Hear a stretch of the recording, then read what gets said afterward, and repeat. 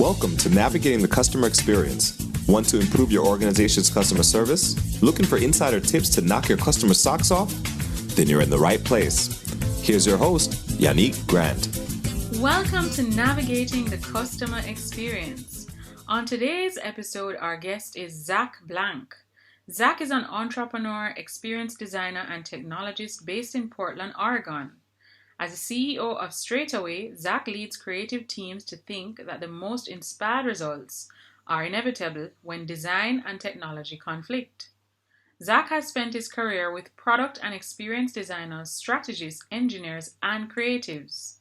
Through these relationships, he has inspired and been inspired to push forward leading technology innovations.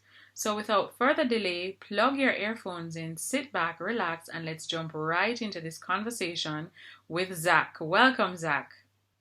Hi, Yannick. Thanks for having me. Awesome. So, Zack, could you share with us a little bit about your journey, how it is that you got to where you are today, in your own words? Absolutely. I'd love to. So, like most entrepreneurs, my journey is a roller coaster and full of weird, strange turns. And I like to start back when I was in elementary school. I'm fond of this story of selling beaded necklaces and little things like that in front of my elementary school when I was in maybe the 4th or 5th grade. And that's when it all began. And I really had there wasn't, obviously when you're 8, 9 years old, there's not much planning to what you're doing there. Mm-hmm. But the bug, what I was realizing was pretty intense. And that stayed with me. I was always kind of on that hustle. It wasn't necessarily a motivation to make money. It was more, maybe better described as a motivation to get reactions out of people. Mm-hmm. Right? I was one of those kids who acted out in class, and I thrived the reaction from people. And so to make something and build something and see people want to pay for that, mm-hmm. I got a thrill out of that and a lot of pride. So, that carried with me until now. A couple other key milestones were, building an e-commerce, the first e-commerce rock climbing site back in the late 90s, I think it was, called Rock Gear, right? And that was selling rock climbing equipment to rock climbing enthusiasts. I was a competitive rock climber at the time. And that was really spurred on by my dad, who was also an entrepreneur, saying, hey, there's this thing, the internet, that seems to be doing really well. And you seem to know a lot about rock climbing. There's nothing out there. Let's do something. And that was the first, real foray into it beyond the bead endeavor. And then fast forward to today, I run a company called Straightaway that is really disrupting the logistics industry in a way that nobody else is really paying much attention to. And I'm excited to explain a little bit more what I mean about that. Great. So explain to us exactly what is Straightaway. Absolutely. Today, Straightaway is a native iOS and Android application to help delivery drivers primarily be as effective and efficient with their routes. Imagine, the Amazon or UPS, USPS, DHL, all those really big carrier drivers. Mm-hmm. Those people are doing up to 200, sometimes more stops a day. And the resources they get, first of all, that's really hard. Just imagine, it's hard to imagine. Think for a second. Because when I have to make like 10 stops for the day to get work done, just to drop off and pick up is exhausting, much less that times 20 or 200. Exactly. I've never done it. I've done ride-alongs with drivers and the hustle and the tricks and all of these things that are really unimaginable. And now imagine people doing it, they're new to that job. And they're looking at these 200 stop days, and maybe they know their city, maybe not, maybe they just moved there. It's near impossible. And so we build the technology and tools to help them navigate that. That's what we are today. And what we're building currently is infrastructure to support local logistics. Mm-hmm. And that's something that there hasn't been a ton of investment in yet, and something that we're very excited and bullish about. All right. So you are basically, as you indicated, in the logistics market. What opportunities do you see in the logistics market that probably are not existing today, especially in light of the pandemic that we're going through? Have you seen that side of the business or that industry really vamped up since COVID, I'm sure. But I mean, how have you seen trends in that area? Has technology been being applied more? Is there anything new that you think our listeners would benefit from based on your insights? Yeah, we're at kind of a dark inflection point right now. There's a lot of disappointing news coming out about the treatment of drivers. It's not necessarily the overt treatment of companies setting out, it's more the result. And it's the result of how the drive and demand and a pretty constant supply, right? So I think it's easy to imagine that COVID has really disrupted and changed the logistics industry, and package delivery more than anything else, and food delivery is way up. And there's been more delivery drivers. The infrastructure, by and large, hasn't changed though. So the result is these drivers are busier than they've ever been before, and that's what we're looking at right now. And we're looking at an industry that's really suffering, and one that's craving for change. So what we're setting out to do, our focus is a little bit different. These other companies, the bottom line has nothing to do with the driver, right? They need to get packages delivered to customers, and that's the objective. We believe that by focusing on the driver and focusing on that experience and making that as good as it can be, then everybody will win. So the opportunity that exists right now is to, instead of treating drivers like a commodity, to create tools and focus on them and empower them to be as effective in their job as they can be. And that's our mission, and that's what we're going after. All right.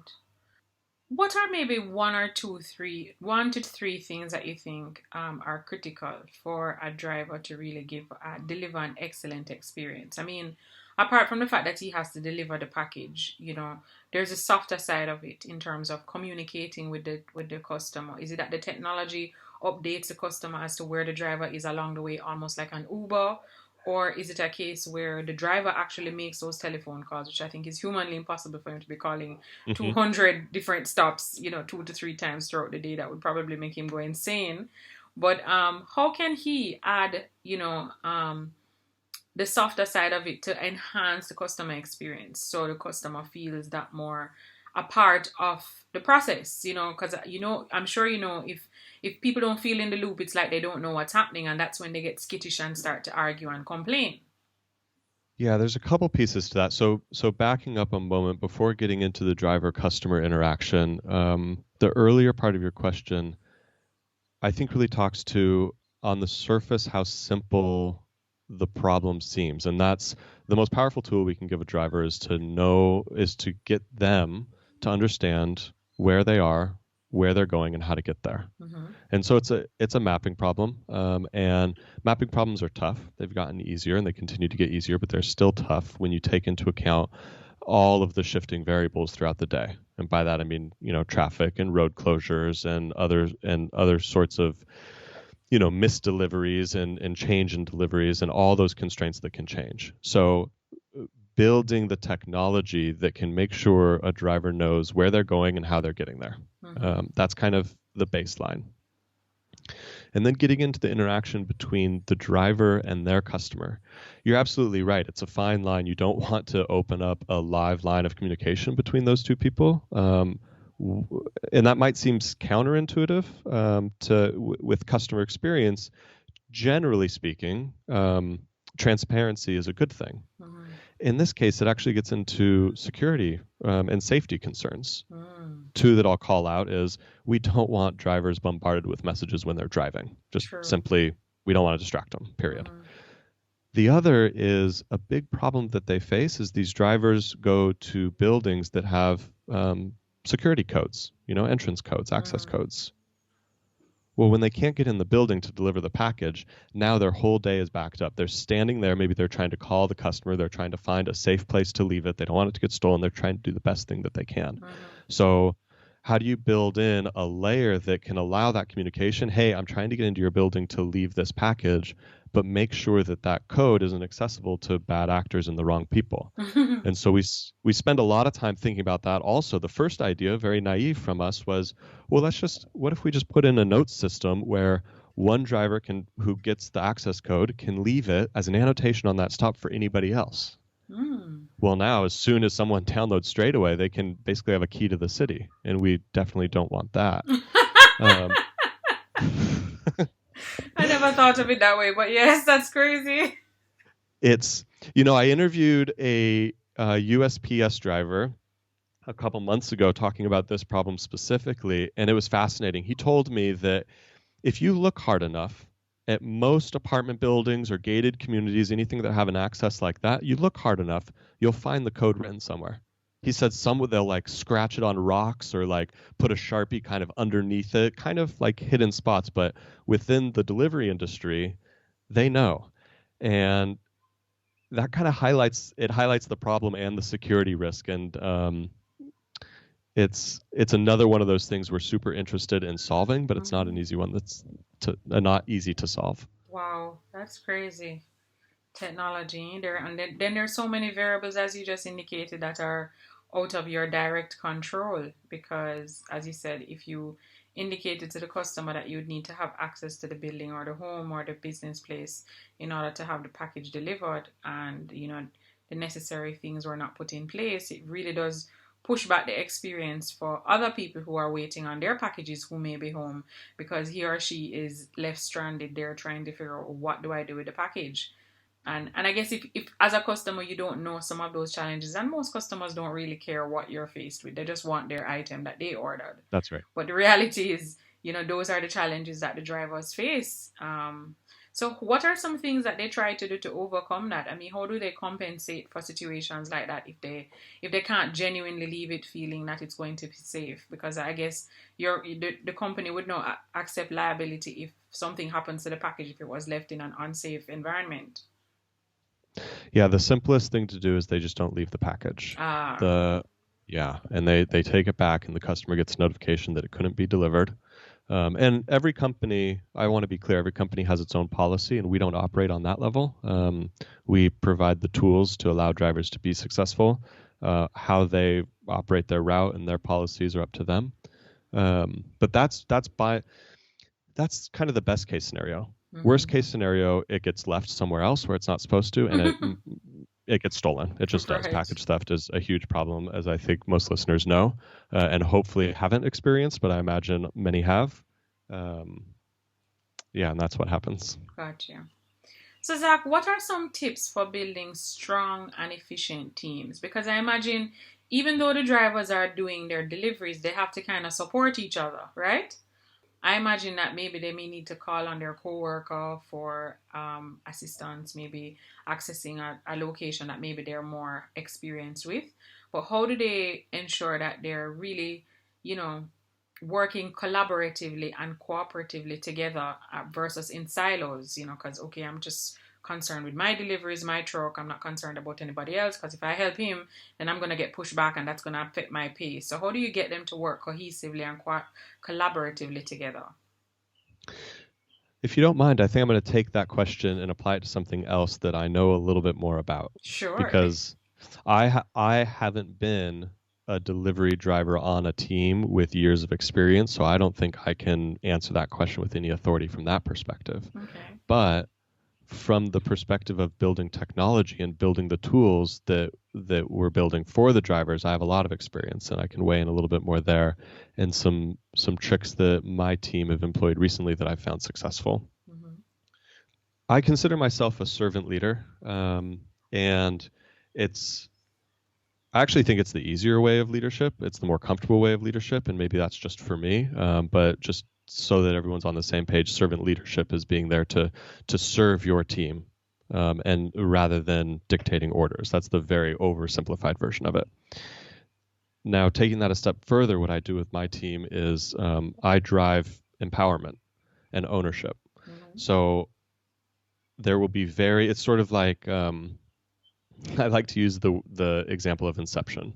Right? If there are ideas that we're trying to get across, and it's my job to paint the vision, and then for the team to figure out and own how it is we're going to get there, right? So it's my job, where are we going? And their job, how are we going to get there? And then actually get us there. And so we break down distinct tasks, and everyone on the team is an owner of that. and is accountable to that. Right. And when they feel like it's their brainchild, they're much more likely and much more invested in it. It's much more likely to be successful. And that's kind of a driving thesis that I focus on a lot with my team. All right, good stuff. All right, so Zack, can you share with us what is the one online resource, tool, website, or app that you absolutely can't live without in your business? Yeah, this is a big plug for a partner of ours. We use Intercom. Intercom is a third-party platform that enables communication with customers. Mm-hmm. So it's pretty unique within Straightaway. We've integrated Intercom technology tool, and it allows live chat between us and all of our drivers. Mm-hmm. And when I say our drivers, it's a little bit unique. They're not our employees. They actually pay us, right? Okay. Straightaway is a subscription service. They pay us. They are our customers. And so we have a 2-minute SLA to respond to anybody. If anyone is having trouble with their route, they can hit chat right in Straightaway, and that's all powered by Intercom. And the other thing that tool allows us to do is, send very targeted messages to different people to help us improve our product. So we can do things like, let's send a message to all drivers who've been using Straightaway for 3 months, who do on average 150 to 160 stops, do those within 9 hours, and are located in Georgia, for example. We can get very, very targeted, and we can send them a message and be like, hey, we'd like you to try out this new feature and give us feedback, for example. So sort of everything that we do around our customer experience is driven through Intercom. Man, these guys are getting a great plug right now. I hope I get a discount. And we've been using the platform for 2.5 going on 3 years now, and it's just instrumental to our process. All right, amazing. So we will have the link to that application in the show notes of this episode for those persons that want to tap into utilizing that awesome application. Zack, could you share with us maybe 1 or 2 books that have had the biggest impact on you? It could be a book that you read a very long time ago, or even a book that you read recently, but it has had a great impact on you. I sort of sped read for me, Measure What Matters by John Doerr recently, which is, have you read that, Unique? Are you familiar? I have not. It's a fantastic book. It's a really quick read because first, what is it? It explains what OKRs are, which is a management framework. It stands for Objectives and Key Results. Right. And it is a goal-setting framework. And John Doerr, the author of it, didn't invent it, but he's probably one of the most, if not the most, outspoken leaders about it. Andy Grove out at Intel, he invented it, I'd say. Anyway, the great part about it is it's all told from the perspective of all of these very, very notable companies that we all know and love, and how they implemented OKRs in their early days to be successful. And these are companies like Google, right? Which John Doerr was an early investor in. He was the one who brought OKRs to Google when they were still in a garage, and got those up and running. So Measure What Matters is a fun read, just if you're interested in nothing other than early day successful startup stories. It's sort of fun. And then I think the tools in it are instrumental for building a team that's goal oriented. All right, sounds good. And I'm sure that one is available on Amazon as well as Audible for those persons who would prefer to listen to the book through audio. And the other one, I'm in Portland, Oregon, which is where Nike is from. So I'm in Nike Town.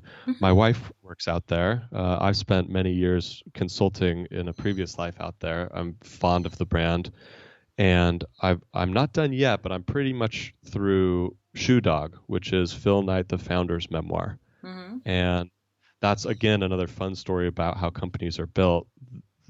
The thing I love about that book is, Nike really started coming up in the early 70s, and the stories that Phil tell in there, I could kind of equate to, if you want to be successful in business in the early 70s, all you have to do is lie.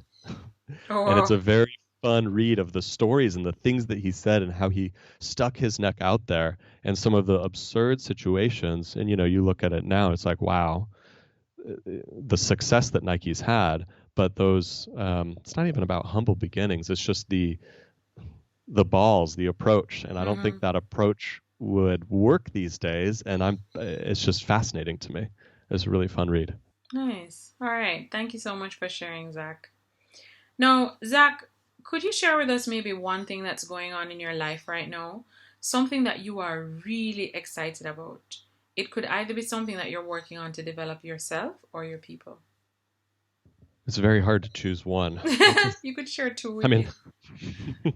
I have so many personal ones coming up, but I know that's not the focus here. The team has been so focused and heads down on building out our fleet platform, which we have a go-to-market motion starting next month that I'm extremely excited about. We're a customer-obsessed organization, so everything that we build is from the focus of customers and feedback that we've gotten directly from them. So before we ever start designing, building, ideating around something, we go and we talk to customers and we throw out ideas and say, hey, would something like this be useful?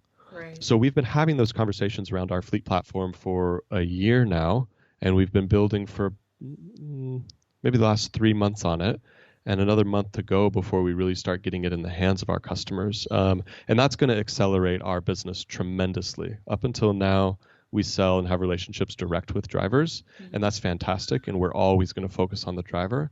But through the fleet platform, we're able to empower even more drivers and at scale, where entire fleets can onboard to Straightaway and use all of our features to not just transform the experience of one driver, but all of their drivers and thus their entire business. All right. Yep, that one. Okay, great. Thank you for sharing, Zach. Zach, so we have a lot of listeners who are business owners and managers who feel like they have great products and services, but they lack the constantly motivated human capital, the people part of it. If you were sitting across the table from that person, what's the one piece of advice that you would give them to have a successful business as an entrepreneur yourself? Said in other ways, how do you keep your team motivated? Yeah. How do you keep your team motivated? Yeah. It comes down to what I spoke about before, and it's ownership. For the people that I work with, they're very, very passionate about what they do, and that is often designing interfaces and writing code. And that can be applied to so many different problems. So it's how do we keep them motivated on this problem? And it comes down to ownership.